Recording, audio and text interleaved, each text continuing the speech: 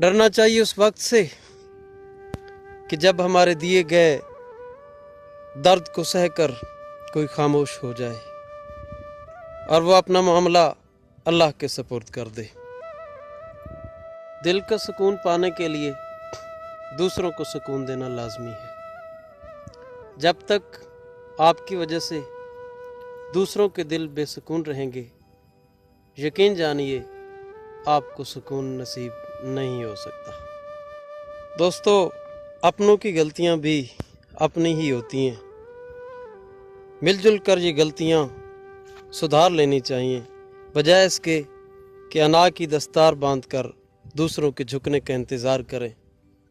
बेहतर है कि माफ़ करना सीखें और दूसरों की गलतियां माफ़ कर दें। दोस्तों, ज़िंदगी की तारीफ़ ये है कि किसी भी ज़रूह की पैदाइश से लेकर उसकी मौत तक जितने वाक़यात पेश आते हैं और हादसात पेश आते हैं, उनका नाम ज़िंदगी है।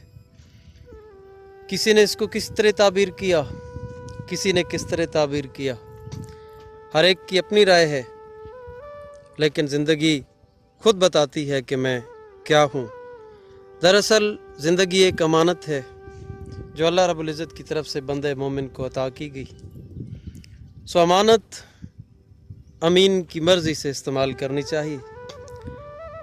जैसे वो हुक्म दे वैसे उसको इस्तेमाल करना चाहिए। अमानत में ख़यानत होगी तो उसका हिसाब होगा।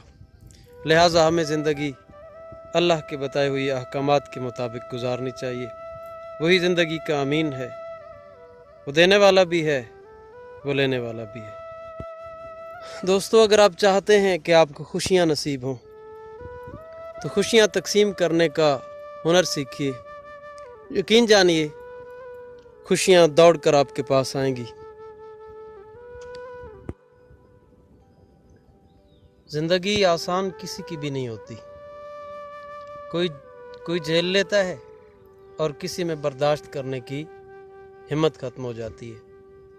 बस ख्याल रखें कि जब तक आपके हाथ से खैर निकलता रहे तो आपके ऊपर ज़वाल नहीं आ सकता। छोटी छोटी खुशियाँ लोगों में तकसीम करते रहें, आपको खुशियाँ मिलती रहेंगी। खालिक से अच्छा ताल्लुक़ और मखलूक से अच्छा बर्ताव मोमिन की निशानी है। खाना पीना, सोना, सांस लेना, काम करना ज़िंदगी नहीं। दूसरों के दिलों में ज़िंदा रहना और उनकी दुआओं में ज़िंदा रहना, ये असल ज़िंदगी है। तौबा के लिए गुनहगार होना ज़रूरी नहीं, बल्कि तौबा आज खुद एक मुस्तकिल इबादत है जो गुस्ल की तरह है। जितनी बार की जाए रूह में पाकीज़गी और निखार आता है।